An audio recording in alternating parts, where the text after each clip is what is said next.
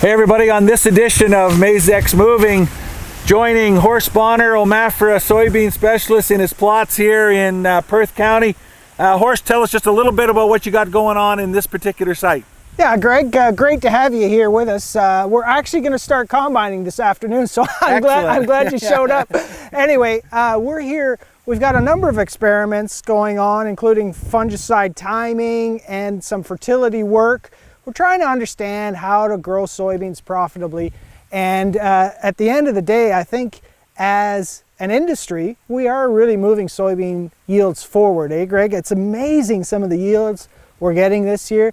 Somewhat unexpectedly, to be honest. Sure. But anyway, right here what we've got is a systems approach. We have producers moving to wider rows. Why? Because they can feed the beans, because they can use their planter, because they can reduce their seeding rate, those kind of things. Sure.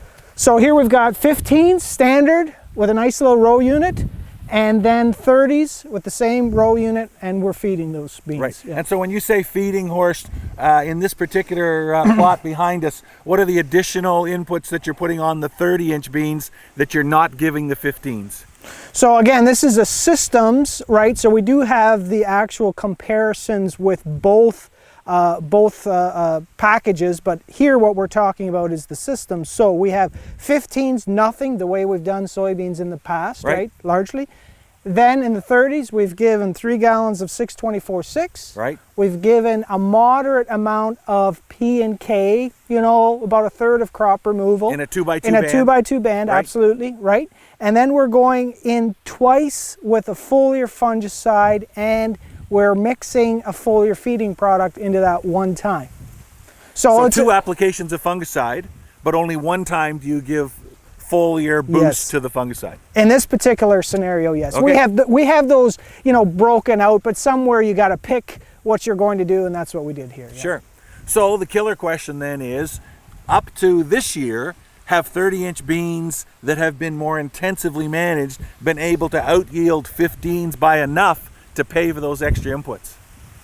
Yeah, you always ask the hard questions, don't you? Let's get right to it. And that's really why we're doing this, right? Because we can squeeze some more bushels out of these inputs, no question. I mean, we really have that figured out, and it's surprising how much sometimes.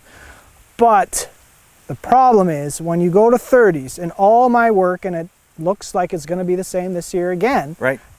You're behind by a couple bushels, right? Simply going to 30s. Simply going to 30s, you're 2 to 3 bushels behind. There's some guys that don't have that, depending on soil type and those kind of things. Fair enough. Okay, so that's the starting point. You're behind, you have to catch up, and you have to go further to make your money back. Right. At the end of the day, Greg, so far, we don't have that package for you to really say we're going to move soybeans from a 50 to a 70 bushel economic package. Can we do it?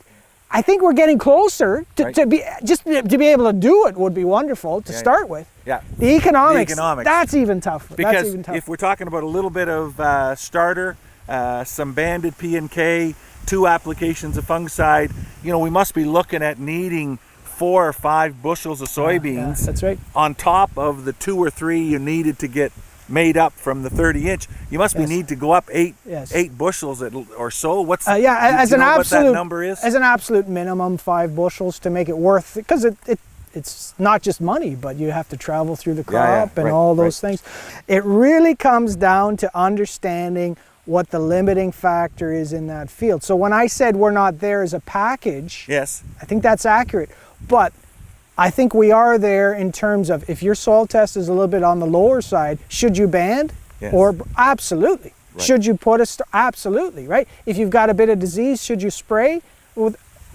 We're there, right? So I just want to make it clear when I say we don't have the whole package, I'm not saying don't do any of these things, right? Sure. So standard agronomic practices still have to be fundamental to what we're talking about here. If your soil test is 75K, right, then the 2x2 band is going to give you a whole lot more response than if you're on a 125K, right? Absolutely. And you got to remember, like what I'm trying to do here, I'm trying to change the world, to be honest with you. I'm trying to take set the bar relatively low, but changing the world, good.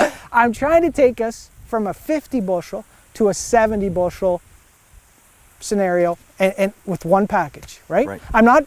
This is not an experiment to assess every input in every situation. I want that package to move us forward as an industry. Yeah, yeah, good. That's exciting stuff that you're doing, Horst, here. This idea of moving to wide rows, trying to intensify the management and see whether we can bump yields enough.